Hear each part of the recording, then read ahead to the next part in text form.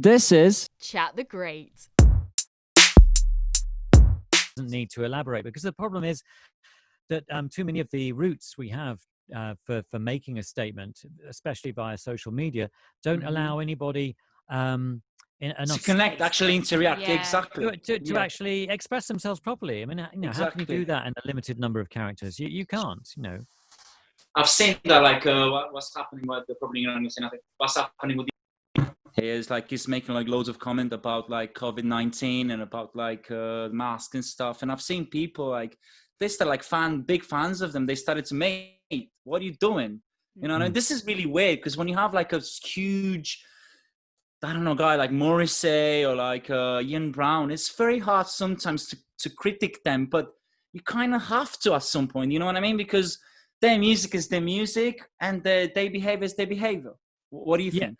Well, I think we can all say we don't agree with something that you're saying, and I think we can just leave it at that. I don't understand why people feel the need to constantly berate other people about the statements or the lack of statements that they've made.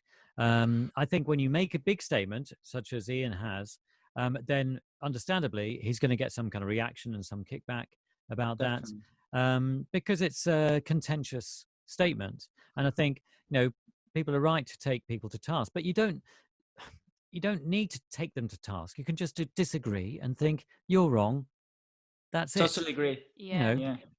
It's a waste of your energy to try and take Ian Brown apart. What's the point? You could use channel that energy in convincing other people to wear a mask. Or why not? That would be much more positive. This is what we're trying to do. It's like, so basically what you're saying, like argue less and do more, basically. Yes. Sort of like that, Yeah. So this is what we're trying to do as much as, but sometimes because sometimes, I never commented to this kind of like things, but sometimes, John, I'm so close. I'm very close to do it. And I said to myself, what? It's not worth it. Don't do it, man. It's not worth it. Just do your thing and. Well, it's easily done, especially if you've had a few drinks. It's easily done. You think, I haven't drink, so that's good. Oh, you're lucky, Victor. I think just got attitude. It's good. Yeah, exactly. You don't need drink. No, that's the great thing. You're lucky. But people fall foul of that alcohol thing where you kind of, it's late, you're a bit drunk, and you think, I'm going to say something really funny here, and it's not funny. And it gets taken the wrong way. I know that. Even if you're not drunk, because I do that even I'm always sober, and I do, oh fuck, what did I say? The fear. But, the silly thing is that people seem to forget that we're all human, and we're going to make mistakes, and we're all learning about ourselves and about the world all the time. Be you 5, 50 or 100, you're still learning all the time. It's always changing as well.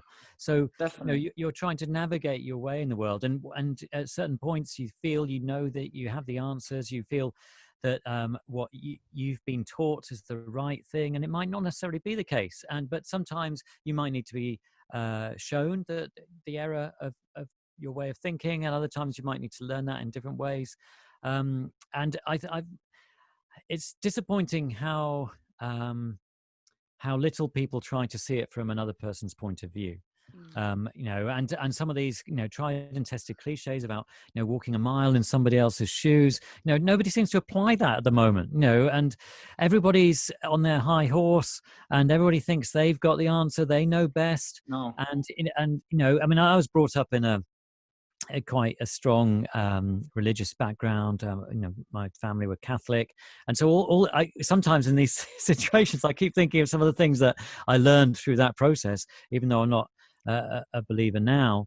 But there was some words of wisdom there, and that he who has not sinned throw the first stone, and this kind of thing. And you're busy taking somebody down, and you've never made a mistake. You've never come out with a stupid comment.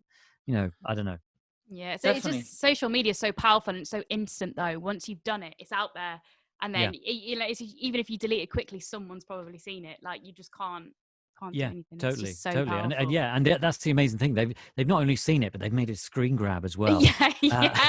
It's probably on a poster or a T-shirt by now. Yeah, so you might have deleted it, but they've grabbed it and they're going to share it with people. No, it's just a bit disappointing. Everybody's, I think, there are certain people that seem to get a lot of detractors, and yet those people are really trying to do good, and they make some mistakes and they say, we made a mistake, we're sorry, but give some people some slack. I mean, it's, at the same time, it's important to take people to task, and it's important to hold people to account. I think that's the important thing, to hold people to account. Right. Because also there were like some levels, because we were talking earlier about like Ian Brown and Morrissey, they're saying something like that. But there's like, they might have like a little bit of right, because they're not like, in my opinion, they do what they say is kind of wrong. But if you compare what like Ian Brown said, if you compare that to what like, for example, Wiley said, it's like a massive difference. You know what I mean? So what Wiley said, like, I don't know if you're aware of that, the big scandal, what he said. Yes. So in my opinion, you can't, that one is too much. What the guy said is too much. So it's a big difference, I think. So there are some like, but there are similarities in the sense that Wiley seemed to be repeating conspiracy theories, and Ian Brown seems to be interested in conspiracy theories. So they seem to be informed in ways that are mistaken, it would appear to me, from my point of view. And so there are some similarities, but also this idea that we have to constantly share these stupid thoughts. We're all, we all have stupid knee-jerk reactions to things, but we don't necessarily need to share them. Say it out loud. Don't say it out loud, and then think because it.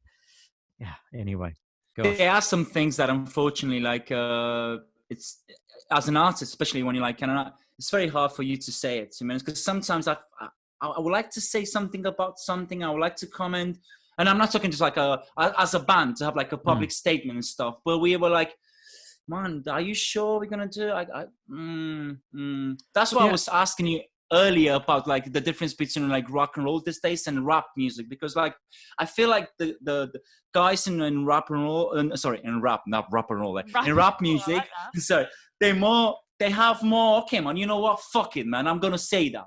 You know what I mean?